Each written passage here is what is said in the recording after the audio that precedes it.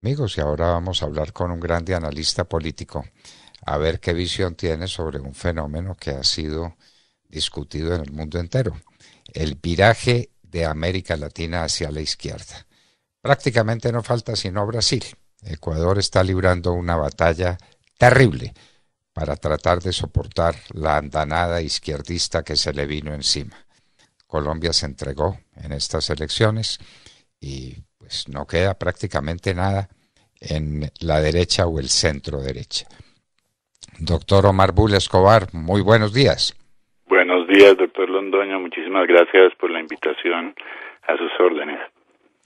¿Qué piensa usted de esto que llaman el viraje de América Latina hacia la izquierda?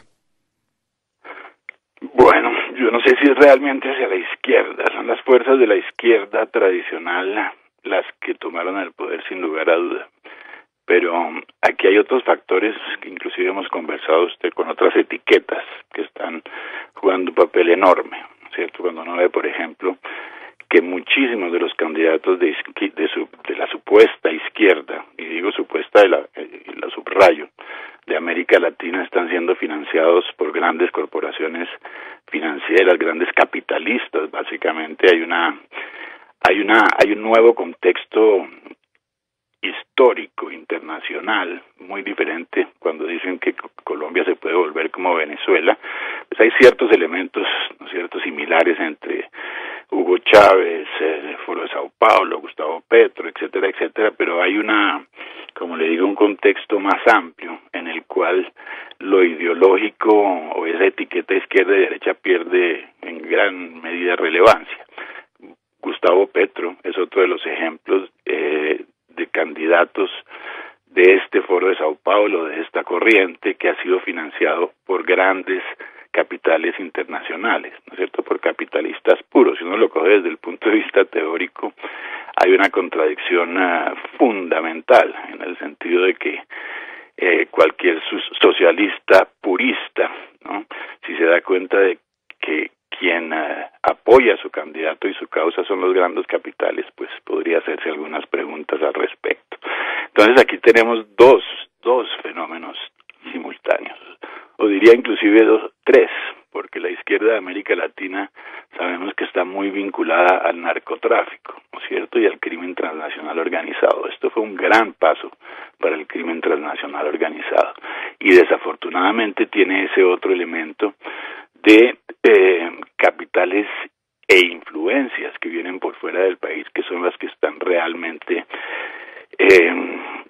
dictando la agenda, y eso lo vemos de manera muy clara en el caso de Gustavo Petro, al poner el cambio climático como su prioridad. Esa es una prioridad global, sin lugar a duda. No entro aquí en los méritos o no de la necesidad de cuidar el planeta, hay que cuidarlo al planeta siempre, pero como punto de la agenda y como prioridad de la agenda es perfectamente indicativo de que hay una agenda impuesta por fuera de las fronteras de Colombia. Yo sigo sin entender cómo en el reino de la cocaína no es la prioridad, ¿no es cierto?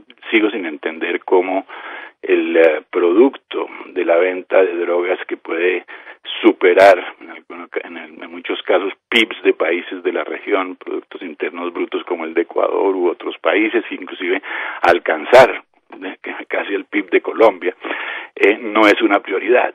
El propio ministro Echeverría había mencionado, el exministro Echeverría había mencionado que está la producción de cocaína supera o iguala por lo menos la de los ingresos legales por petróleo y por carbón. Eso es una cosa gigantesca, esto no estuvo en la agenda de nadie.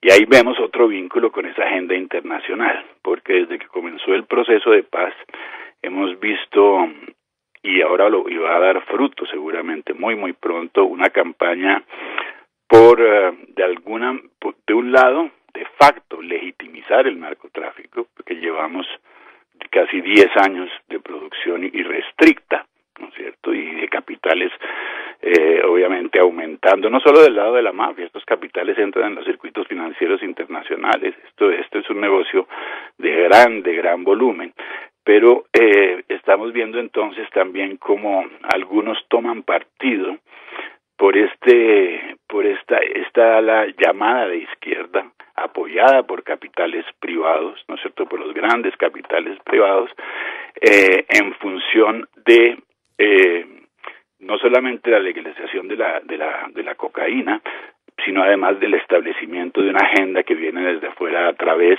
de temas como el del cambio climático. Petro le debe mucho a mucha gente. Petro le debe mucho a la mafia, porque la mafia de la droga lo apoyó abiertamente, el ELN, disidencias o no disidencias, como las llamen. Hay un claro apoyo del crimen transnacional organizado a través de otros actores también, Diosdado Cabello, Nicolás Maduro. Esto no se trata de izquierda o derecha, esto se trata de crimen organizado o no, ¿no es cierto? Y en ese sentido pues hay muchas deudas, pero también hay deudas por este otro lado que le menciono, que es una agenda internacional que está siendo implementada a toda velocidad, a la cual hemos adherido desde hace ya más de una década, primero con el presidente Santos, ¿no es cierto? Detrás del proceso de paz hubo un grupo muy importante que se llama el Grupo de Crisis, que representa uno de estos intereses capitalistas internacionales, que fue el que estuvo detrás del proceso de paz, el que ha estado detrás de la oposición al glifosato, etcétera, etcétera. Yo produje un video que se llama El Negocio, sobre lo que hay detrás realmente de esta negociación de la cocaína. Eso, además, sí, que esos mismos promotores de esta legalización de este negocio enorme son los que promueven esa agenda, ¿cierto?, que se está implementando de manera muy acelerada en muchos países del mundo, y parece que Colombia ha sido uno de los escogidos. El presidente Duque escribió un libro con el profesor Klaus Schwab, que es el presidente del Foro Económico Mundial, sobre cambio climático. Gustavo Petro sale en su agenda como prioridad el cambio climático. Yo no estoy diciendo que el cambio climático eso no es una prioridad, pero repito, yo creo que hay otras prioridades en Colombia mucho mayores, aquellas que estamos continuamente publicando. La vicepresidenta o la ministra de Relaciones Exteriores actual estuvo en la ONU, y la agenda a la cual adhirió es esa agenda, ¿no es cierto? La llaman Agenda 2030, y la gente a veces dice, esa Agenda 2030 es algún mito. Y no, la Agenda 2030 fue acordada en el 2015 y firmada, y es un compromiso de Estado, ¿no es cierto?, de todos los países, de 194 países. La gente no puede desconocer la existencia de la Agenda 2030, y es más, entra en el sitio internet de cualquier compañía privada, inclusive organismo público, y encontrarán algún tipo de adherencia a algunos de los conocidos objetivos de desarrollo sostenible, que no son un instrumento del diablo, ¿no es cierto?, pero sí hay una estrategia por detrás de estos enunciados que va más allá de simplemente aliviar la pobreza o mejorar el sistema de salud o mejorar los niveles de educación, y que pasa a ese otro nivel que hablamos en el pasado de supranacionalidad, de decisiones supranacionales. Y ahí vemos un vínculo entre todo lo que está ocurriendo. O sea que a mí me preguntan qué pasará con Gustavo Petro y qué tipo de gobierno veremos. Yo creo que el primer año él necesita de las fuerzas políticas, a pesar de que dicen que nuestras instituciones son tan fuertes. Yo no lo creo realmente, pero sí queda algo de ellas, y tendrá que obviar esa fuerza remanente institucional que queda en Colombia. Para eso tal vez pase algo así como lo de Hugo Chávez, que durante el primer año, el segundo año no fue nada radical, hasta que encuentran instrumentos como en Chile la constituyente. En el momento en que ya pasan por una constituyente, lo que hacen es facilitar básicamente la implementación de sus planes, que en el caso de Petro, como digo, va a ser un híbrido muy extraño, una criatura que no conocemos, que no tiene precedente histórico, porque es la mezcla de una ideología de izquierda obsoleta del siglo XX, de ese socialismo clásico que siempre ha fracasado, ligado con el tráfico de drogas y con los grandes dineros del crimen transnacional organizado, y con una imposición adicional de estas fuerzas del exterior que están manejando la agenda global, sobre todo desde el punto de vista de lo privado. Uno vio varios grupos financieros, de los grandes grupos financieros colombianos, apoyando a Gustavo Petro, ¿no es cierto? Nadie de izquierda se pregunta que aquellos que tanto condenan porque son los del capital, ¿por qué apoyan a su candidato? Es porque ese espectro izquierda-derecha lo siguen utilizando de engañabobos, sinceramente, y no se han dado cuenta de que hay un nuevo paradigma y un nuevo posicionamiento de fuerzas que, como hemos conversado en el pasado, implica, ¿sí?, el que se involucre muchísimo más el sector privado internacional, reflejado en muchos casos a través de los sectores privados nacionales, en la implementación de esta agenda, lo que hace que todo ese debate ideológico de izquierda-derecha pierda relevancia. Así veo yo la cosa. Me preocupa lo del viraje a la izquierda de América Latina. Bueno, Bolsonaro es un obstáculo tanto para los unos para los otros. Los unos, digo yo, esta gran nueva agenda internacional, él ha sido un obstáculo, como lo fue Donald Trump, como lo han sido otros en otros lares del planeta, pero además es un obstáculo para el socialismo como tal. Tenemos el socialismo clásico de por medio, o sea que tenemos varias capas aquí que se encuentran, que convergen, y en el caso de Brasil, pues el Lula, y en el caso de Ecuador lo vemos ahora con el presidente Lasso.